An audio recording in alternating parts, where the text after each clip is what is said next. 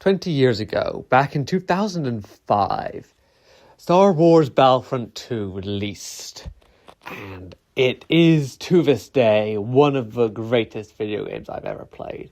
Possibly my favourite Star Wars video game of all time, though I'm not 100% sure on that, because there have been quite a few great ones of those, but it is certainly one of the best.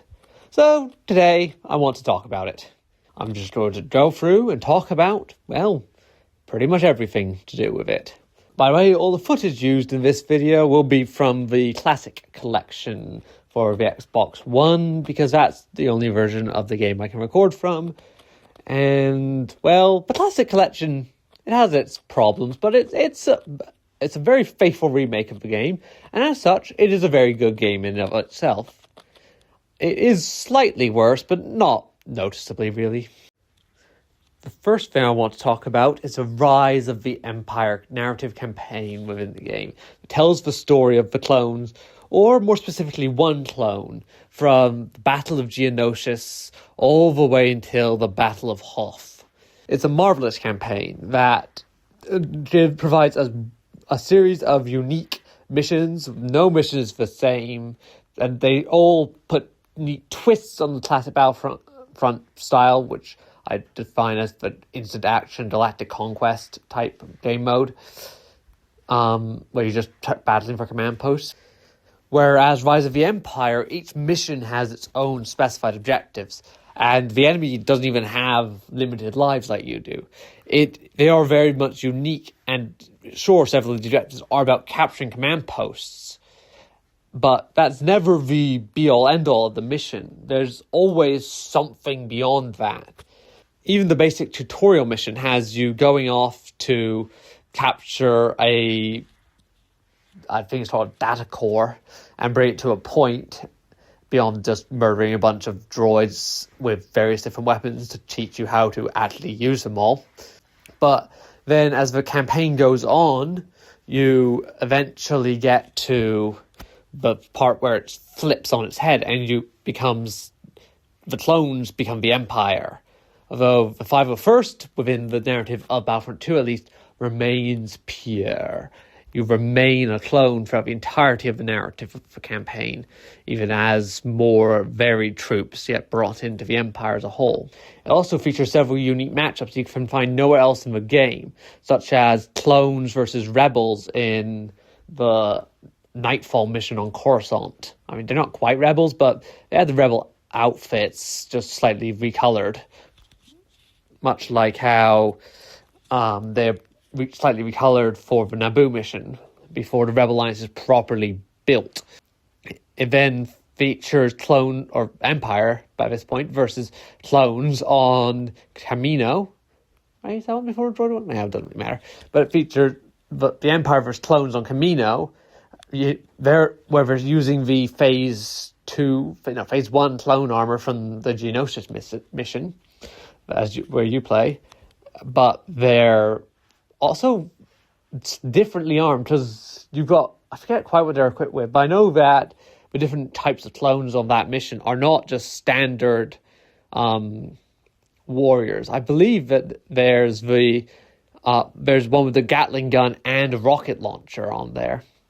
Then there's, finally, Empire versus droids on Mustafar, as you're dealing with the last remnants of the CIS who are trying to resist the Empire.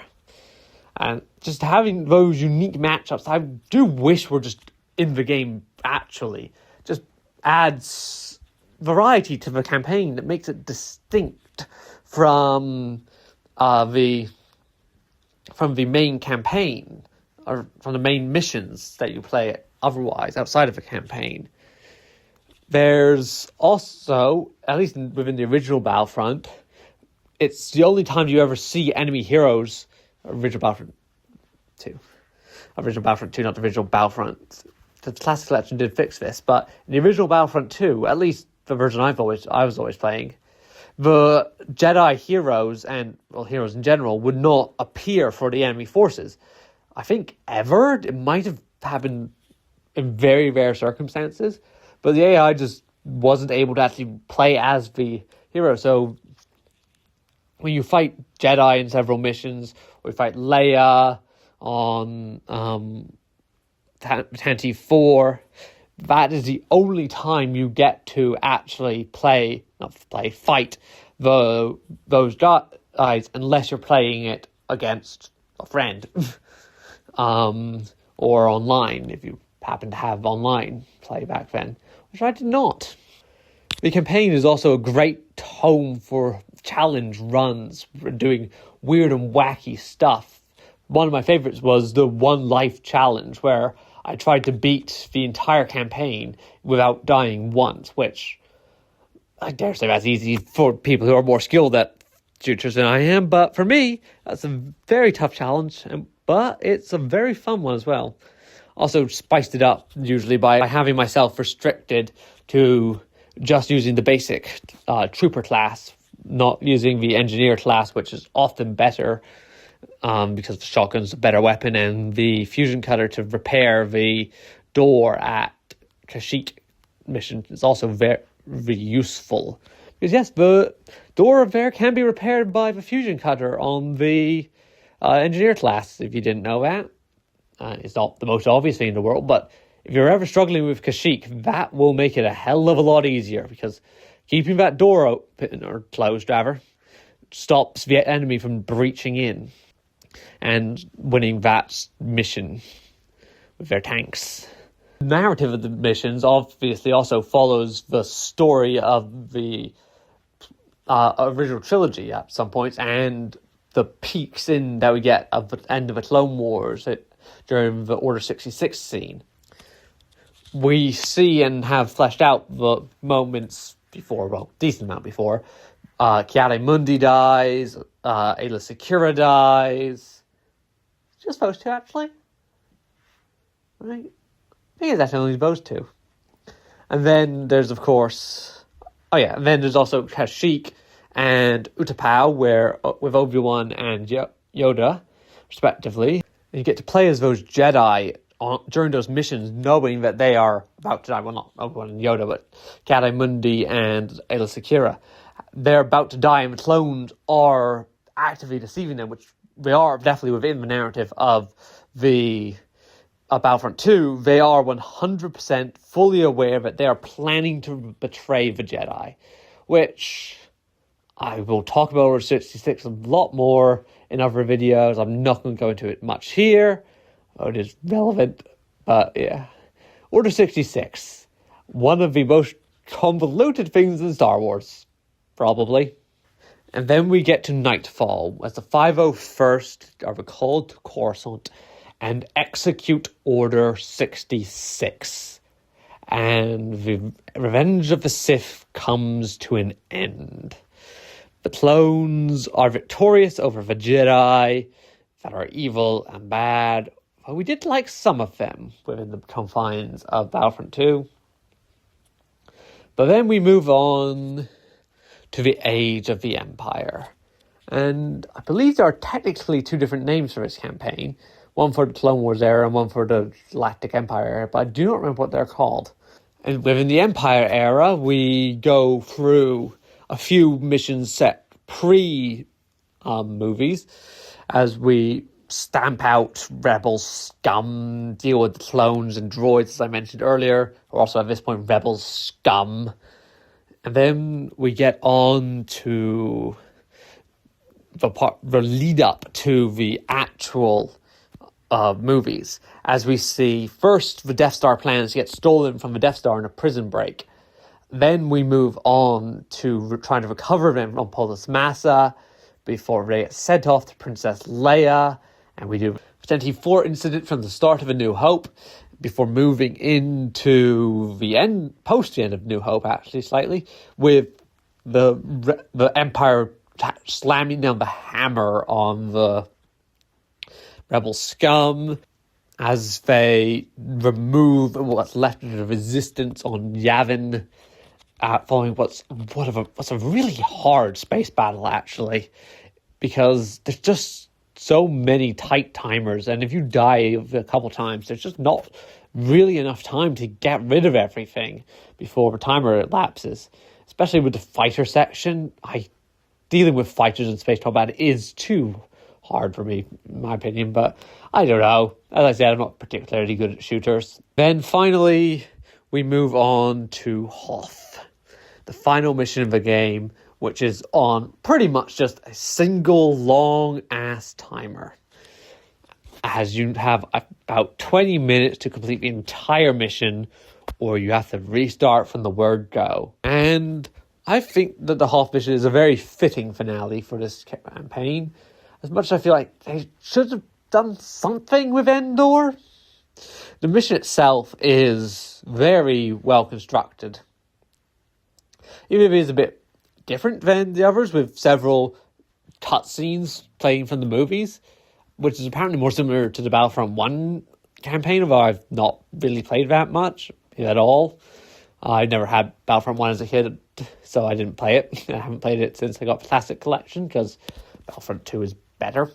Well, I don't know if it's better, but it's the one I played. It's the one I like. The next mode I want to talk about is the Galactic Conquest mode, which is a very fun little game mode with not much really to talk about, because it's all very much just a simple, basic fight game mode where you try and kill each other and take command posts. But it does have its pluses, which is that it's not purely just, oh, I'm just going to go into instant action and boot up a conquest battle and then we're going to fight it out. Because there are buffs you can buy in the forms of, I don't remember what they're called, but there are buffs you can buy which let you enhance your troops for the one mission. My favourite two were Sabotage when doing a space mission, because that crippled enemy fighters. I think it even, with the AI, it just forced them to sit in their ships until the ship had finished healing back to full health, because I don't think they would just jump out on their own. But even if they did, you could easily just knock out the fighter much easier, which they have, I think it's half the health, might even be less than that. And for ground battles, I always liked having the garrison bonus, because just having, I think it's 30 extra dudes, is always nice to do. You know, not bad, pretty good. Of course, there's also the leader bonus, or hero bonus, whatever it was called, that you have a hero, which would probably be better generally, but I don't know, I just never really found it all that necessary to have. Rather have more dudes, even though it would probably be more, but the leader was also much more expensive. I just didn't find it worth taking. But also, the really interesting part is you had to purchase the troops individually. So you just start off with the basic pilot and trooper class. You have to buy the engineer, you have to buy the heavy, you have to buy the specialists, you have to buy the sniper, and you have to buy the Marine? Is that what the other space classes? I fairly ever use Marines. They're not that useful. Much better to have a pilot for the ship healing while you fly around and take out the important things. But yeah, and with the AI specifically, what's interesting is the AI would actually just get them for free whenever you bought one, which is weird, I guess. I don't really know. But that just added distinction between the Galactic Conquest mode and the conquest battles within the instant action game mode. It's also just really fun to go around and paint a map. I mean, there are many games that just take that basic principle and as how they paint your game mode, much like what Civ does almost exclusively, Civilization that is. It's what the Total War franchise does. It's what every single Paradox game is, pretty much. Well, at least they're big ones. What's also interesting about it is each faction starts off with 3 territories, planets, and one ship. But the 3 planets are different depending on which faction you're playing as, obviously. With each faction having their own capital system, which when lost, they never get. You can never take back. It's just destroyed. I don't quite know why. That never really made sense to me, either from a narrative perspective or from a gameplay perspective. Like Geonosis still existed after the Republic took it out, as did Hoth, as did Endor. Camino never actually died in the films. It does die it dies in Battlefront 2 and in other extended media, I believe. But those are all after the fall of the Republic and rise of the Empire. So they don't really count so much. And yeah, it doesn't fully make sense from a narrative perspective. The whole game mode, like the Rebels versus Empire especially, is not just fighting up and beating the Empire in battle after battle, but I mean, it's a fun game mode. It doesn't really matter. And it's always nice to paint the map your color. The map is also, interestingly, slightly different between the Empire versus Rebels era and the Clones versus Droids era. I forget which one has it, but one of them, across the back of the top of the galaxy, in what I believe is the unknown regions, there's a long line of completely pointless territories you can just cross over very slowly. And I guess eventually reach the other side of a galaxy, although I don't know if it's ever really worth it to take that route. I guess if you really need to get from Hoth to Coruscant, or whatever planets are around there, you can do that. It's not a route I would advise, but it is a route you can take. The final game mode is, of course, the instant action game mode, as I've been teasing quite a bit throughout the previous two. And it is the most pick up and play game mode, as the name implies. Instant action, you just go right into the action. And there's quite a few things you can do with an instant action. There's the standard conquest game mode, much like the Galactic Conquest battles, where you're just fighting, you want to murder each other, take command posts to do better. Then there's the capture the flag, which is split into two different game modes, one flag and two flag. I don't know why they split it and then only put each of them on specific maps. But like there's one map that you can do both on, but I don't remember that for a fact. So I very well might be wrong. The capture the flag game mode it's fun, it's fine, it's a different game mode because the flags, the command posts rather, are all just, they're locked command posts. You cannot take them, much like the space battles. And I mean, so you can't take them, so you don't need to worry about that. You just need to get to the flag and then get to wherever your base is.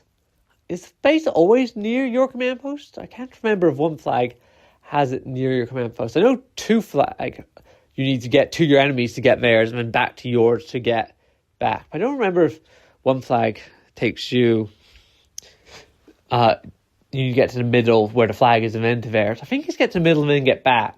And of course, there is the Hero Assault game mode, which in the original Battlefront 2 was locked to Tatooine, Mos Eisley, which really just gave that map a reason to be played, I feel, and is why I remember that map at all, because, I don't know, it's just not a particularly memorable map for any other reason, I feel. It sort of got a lot of cool places, but I just never really felt a need to do battle there outside of Hero Assault, because Hero Assault is just the best thing to do there. But in the Classic Collection, the Hero Assault game mode got expanded to all of the maps, which is very nice. And just makes the game mode so much more playable, because you do it anywhere. And it's no longer locked to one silly little map. Not a little map, Tatooine's actually quite a big map. The Hero Assault mod also actually has locked command posts.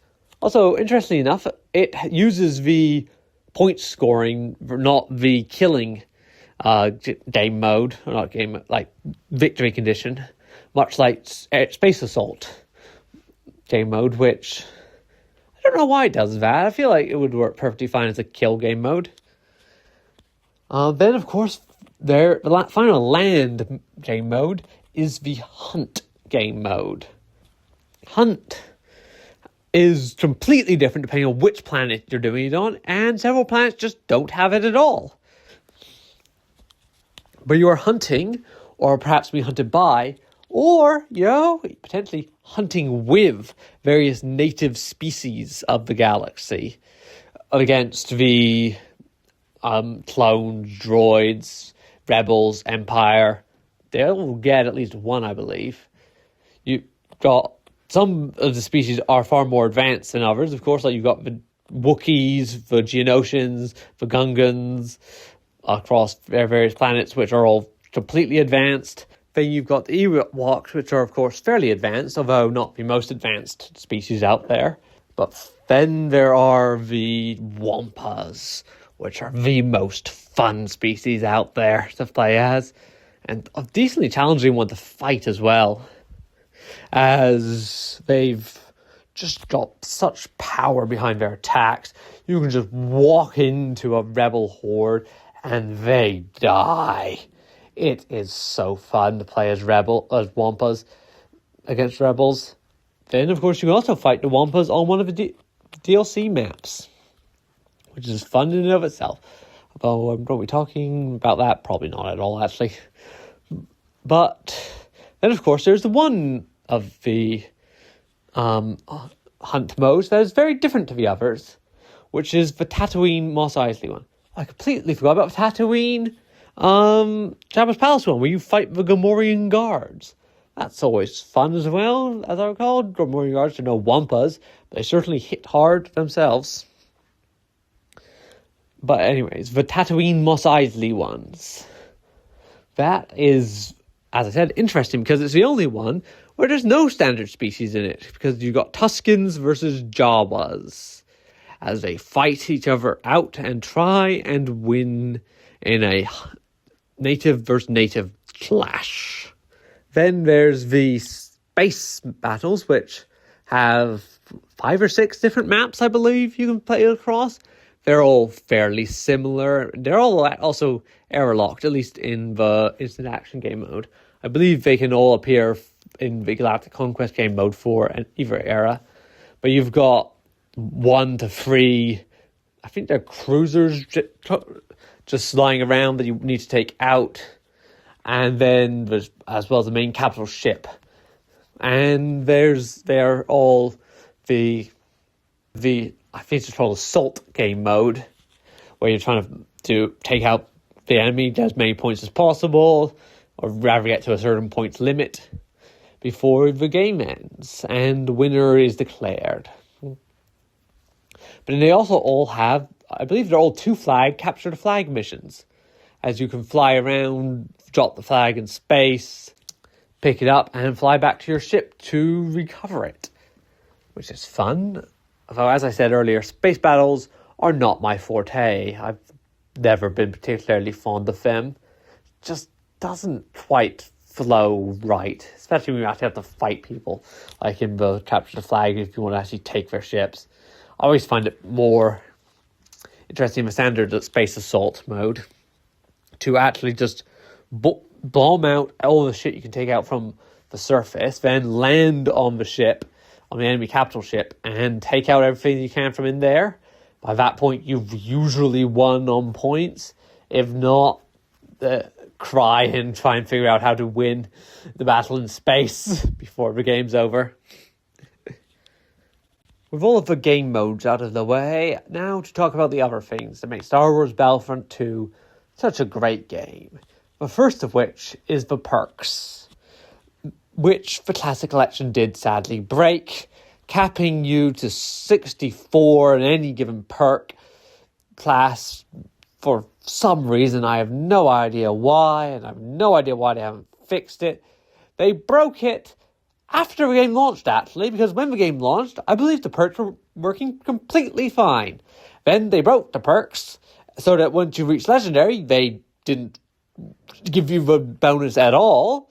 And then they fixed that, but after a long time they fixed it, by the way. But then they fixed it and just capped you at 64 points. But unless you were already higher, in which case you were capped at whatever number you were at. It's so annoying and so sad, because you can no longer just see big number get big, which is just fun. I like seeing big number get big. Big number should be big. Let big number be big again. But the perks themselves are still great, because you just do what you're probably doing anyways, especially for the 3 basic ones of just store points. You store points by doing pretty much anything in this game. You store points for killing, you store points for headshots, you store points for capturing command posts, you store points for completing mission objectives in the campaign. Don't think you store points for winning, but that's fine, you don't need them there.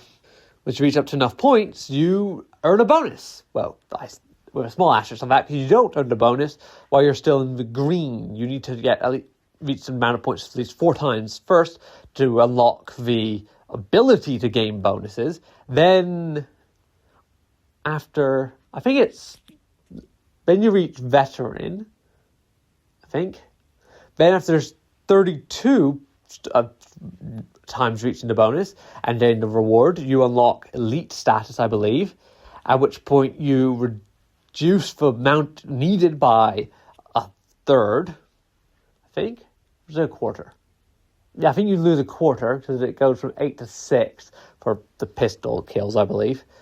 And then, or is it a third going from 6 to 4? I don't remember. It drops by a bit, the amount of stuff you need to do to achieve the bonus. And then once you reach legendary, you just always have it, and it's great. And the bonuses themselves aren't particularly hard to get, especially the rifle, pistol, and shotgun ones, which are just kill stuff with the appropriate weapon. You're going to get that. The sniper one and the rocket one are both harder to achieve and more underwhelming to get. The beam rifle sniper is barely any better than the regular sniper, in my opinion, and you only get 1 level of scope instead of 2 on the regular sniper, which is just weird, honestly.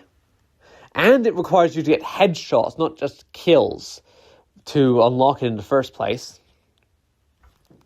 And the rocket one requires you to get critical hits against vehicles with the rocket, which, before I started trying to grind out all of those things, I don't think I even realized critical hits against vehicles were a thing. And I still don't know where to get them on some vehicles. And then once you've done that, what do you get? A guided rocket, which sounds brilliant, until you realize it has basically no AoE and does no damage. Like, why would you ever use it? I just don't understand. By the way, all the video you've been seeing me playing in this is on my main account, which does not have most of the... Sorry, it's on my secondary account, which does not have most of the perks, because my main account has my actual name on it, and I don't want to show that, which is why I haven't been using the perks for the most part. But the perks are quite good, especially the better rifle, standard rifle, which just carves through anything. If you just... It shoots a 3-shot burst, and that 3-shot burst will kill anything, sort of a Wookiee, I think, that if you hit them in the chest with all 3 bullets, which is quite good. I think even 2 bullets will kill most things, at least once you've got the War Hero damage boost up. And of course, the final thing you can achieve is the Technician Fusion Cutter hack into a vehicle, which is not something that I naturally do, and it isn't something that really gets tutorialized in the tutorial mission as even being possible. So I don't think I vaguely knew it was possible, because occasionally when you're driving around in a vehicle, it says, someone's trying to hack you. But then you just drive a bit and the message goes away. It's not really doable against a human, because it's far too easy to just go away from them. But against the AI, it's not too bad. But once you hack into a vehicle, one time only for this one, which is nice, you don't need to do it a massive amount of times. I mean, you still need to get it 64 times in 64 different lives in order to unlock it as a permanent bonus. But once you do, you get a small amount of vehicle regen all the time, which is very good. If you like riding around in vehicles, which is always fun to do, just slowly ticking up that health bar lasts a little bit longer. It's always nice. The penultimate topic for this video is the various maps of Battlefront 2. And I'm not going to be talking about most of them, because there's quite a few, and they're all pretty damn good. There's none that I'd really say are bad. They all are quite fun, and I've certainly not been upset to play on any of them. But there are a few that I want to talk about specifically. Firstly, I want to talk about the Death Star. It's such a fun map. It's got passageways that intersect with each other. There's so many interconnected routes around the place, so you can just get around everywhere you need. And there's also lots of fun little details, like I'm pretty sure this is in the regular version as well, but certainly in the campaign version of the Death Star map, there's an ammo droid inside one of the prison cells that's open, which I think is meant to be a little hint to how the rebels escaped. Some idiot locked an ammo droid in a prison cell. Good going, buddy. You were really smart there, buds. Yep, great. And you can see the Death Star laser blasting off, which is great as well. The second map I want to talk about is Hoth, mainly because of the really fun Wampa attack mode. Well, hunt mode technically, you know what I mean. Which is great. But also you get two big AT-ATs, which is the only mission in the base game where you actually get to use them at all. There's one in the DLC, that's also fun. And it's just a good time, especially when doing the Wampa attack. But also, like, the main mission's fun. You can try and toe table down an AT-AT. I say try because it's really hard to do, but it is possible. Next up is Camino, which is a great map. It's a nice, fairly open area, but still got lots of cover on it, as you can have a nice funnel towards the central point where most of the fighting early on takes place, around the central beacon thing, which is fairly interesting because it's one of the few maps I can think of that does not have its main fight take place for control of a command post. Because once you take over that central area, you don't gain a command post or anything, whereas every other mission I can think of, there's always a command post being fought over. Whereas that, you're just fighting for control of the better ground to go on and take the next command post. It's also a mission where in at least 2, I think 3 Galactic Conquests, I've been down to just 1 or 2 reinforcement points left. So I cannot die, and then against like 30 droids as clones, and just fought my way back from oblivion to win, which is always just such a fun thing to do as you beat your way up through the ranks to finally survive and hold on to Camino, which is, of course, as I mentioned earlier, not actually recoverable in the Galactic Conquest game mode. So once it's gone, it's gone. But Camino is just such a fun map, and you can do so much with it as well. And then I forgot to mention, there's the 2 city pieces, which always see less play in my experience, but they're there, and they also add a break to the fighting, so it's not just all over the open areas. There's also more corridor-based fighting, which, even if it doesn't see much play, is still nice. Then there's Mos Eisley, which, as I mentioned earlier, was the only place where the Hero Assault was in the base Battlefront 2, which is great fun game mode, but now it's in the other game maps, it's not as relevant. But finally, Polis Massa, which it's admittedly not a very good map in a lot of ways, but it is so fun to play as the CIS because it is such a mall blender, as you can just charge in and just rip through everyone in the nice tight corridors where they cannot escape your double-bladed lightsaber. I think the same is true of Jabba's Palace as well.